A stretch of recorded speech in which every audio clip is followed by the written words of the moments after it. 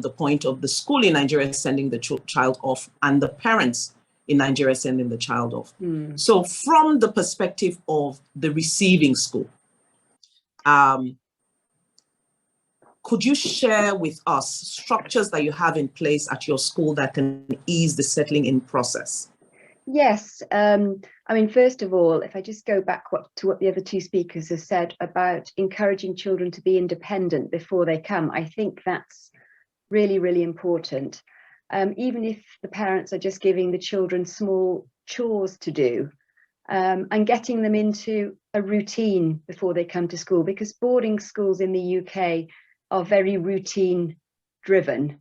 And if they're already used to getting up at a certain time in the morning and eating their meals at a certain time and sitting at the table with their parents to eat their meals, they will find it less of a shock, I think, you know, when they come to the school.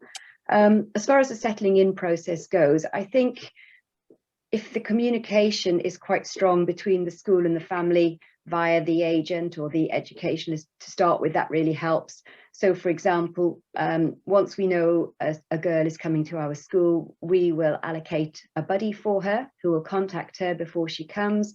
They can email each other or Zoom, whatever communication method they want to use. And that buddy then will greet her when she comes to the school, will show her around the school, so she'll have a familiar face. And it's usually a girl from her own year group who'll be living in her boarding house.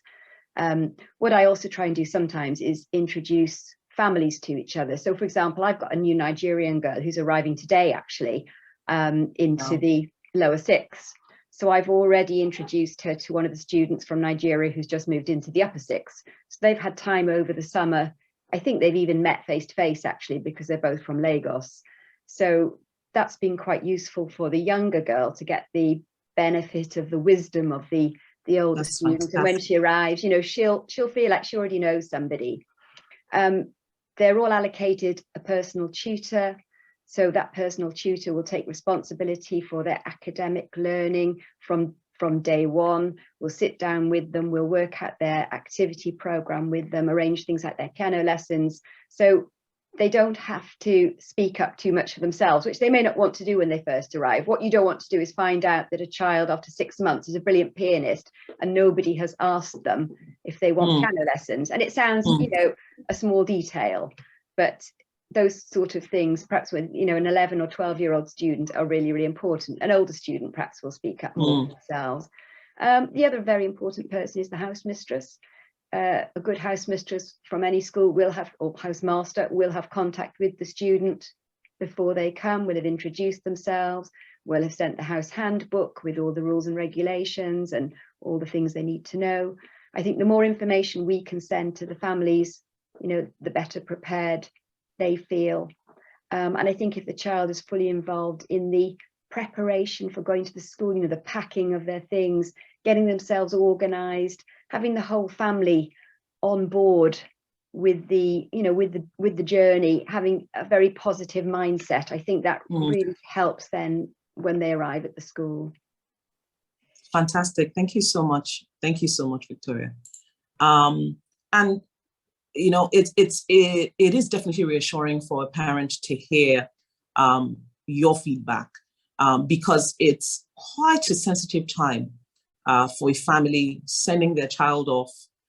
They're not going to be with that child. The child is going to be living away from them for an extended period throughout the year. I mean, on average, 36 weeks of their life is spent away from home when they send them to you. So it's quite reassuring. And one of the things at Plumptre Advisory we ensure that we do as well is we want to ask these schools this kind of questions, the support structure. So it's very encouraging to hear that such is available at Moreton Hall for the children. Thank you so much for your response. Mr. Sotunde, so coming back, because I know that, you know, even with the other speakers, there's this underlining encouragement for school and home partnership. I believe that where there's a strong partnership between the school and home, you know, it really sets up our children on the best foot possible. As a school leader in a Nigerian school running the British curriculum, where the majority of your students move on to the UK, could you tell us what school leaders and counsellors should have in place for their students? Thank you very much, Mrs. Ogunlade, and thank you to the other speakers. So at our school, we are a full school from year reception all the way to year 11. But I work in the secondary school from year 7 to 11. And usually we would have children who would live at the end of Key Stage 3, that's at the end of year 9, and who would move on to the UK, and some cases at the end of year 10, but most of them would finish secondary school and leave at the end of year 11 when they are done with their IGCSEs. Typically what we usually would do with the children, so right from when they come to us in year 7, we have a year tutorship system. So usually the children would be in various classes, and then there's a head of year. You have a strong pastoral team as a head of pastoral care and well-being, and of course the form tutors. The class sizes are quite small, so a maximum class size is 20. So we have anything between 15 and 20, so that there's the individual attention to each child. Also, we have 2 counselors, the counseling department, but in secondary school, 2 major counselors. We have the careers counselor and then the emotional counselor to support the children as they go along in their journey. On a typical Tuesday, for example, we have what we call the Psha Lessons, which is where we teach our children things outside of the curriculum. And basically, we're talking about their physical growth, we're talking about their health, we're talking about their social and economic emotion. And, even though it's not a graded subject, but it's compulsory for every child. And basically, we teach children things like, we're very deliberate about things like independence, things like resilience. So for example, we realized when we came back fully to school after the pandemic, that a lot of children had become, really, really timid. A lot of children are lashing out at each other, because they had been all holed up at home, and suddenly here they were back at school. And so we had to be very deliberate about the type of policies and programs that we put in place for them. And also, we also would engage external facilitators, to come in to speak to the children, to guide them in what, especially if we've noticed that there's a gap somewhere. And, we'll do that for each year group, or it might be an individual thing. And for us, parent school partnership is really, really important. So we would have meetings, general meetings with parents.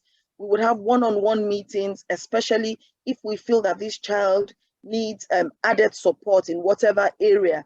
And at every point in time, communication is really, really key. So the support is really great. And I'd just like to say at this point that for year 10 and 11 in particular, as they begin to transition gradually, we would usually put them in mentor groups, very small groups with senior management. And the children, we would usually meet with them once a week. But sometimes if there's any other issue, they can reach out to us and we'll sit with them, talk about their subjects, about their fears. And, these sessions, we found them to be really, really helpful, because then the children tell you about things like, oh, I'm not getting enough sleep, or I'm very scared, I'm apprehensive about the upcoming exams. So all of these structures put in place really help the children. And because like you rightly said, Mrs. Ogunlade, a lot of our children do go to the UK. The issue of independence is really, really important. So just recently, last week, we received our year 7s, and it was interesting to see them go about school, because for the first time, they now have lockers to themselves. They didn't have that in the primary school. So, it was really good for them, because for us, that was the start of helping them build this independence, being able to pack their bags using a timetable and not bringing all their books to school, tidying up their locker spaces, ensuring that they lock their lockers. Yes. These things, finding their way, because in primary school, the teachers typically would come to meet them in the classroom. So you can imagine having a class, maybe your form room is on the ground floor, and you have to go all the way to the ICT suite on the 4th floor, navigating your way, finding your way, reading your schedules. Yes, so all of that support is really, really available. And when the children come back during summer holidays or during any of the breaks and they come back to visit us, they always say, oh, wow, that they're always so thankful and appreciative. Thank you. Thank you so much. Thank you so much, Mr. Sotunde. It's encouraging to see that you have a lot of things in place to support your students and prepare them for the transition. And I'd like to think that a number of educators and school counselors as well in the session today are taking notes of things that they can also add to their program to best prepare their students. Mrs. Omojokun, I'm going to come to you. At Plumptre Advisory, we believe that a critical part of the transition process is school choices that are aligned to the profile of the child. So we do have parents coming, and parents are our primary clients, all well and good. But for us, it's also important that we get a good understanding of the child in terms of then recommending certain schools that we feel will best fit that child's profile. What is your take on this? Having worked with thousands of students who are being prepared to go to the UK for boarding school, what's your take on that? Yeah, thank you, Mrs. Ogunlade. So I will say that the most important thing in choice of schools and your final decision is knowing your child. So there's a lot of herd followership in Lagos, right? My friend's daughter is going to this school.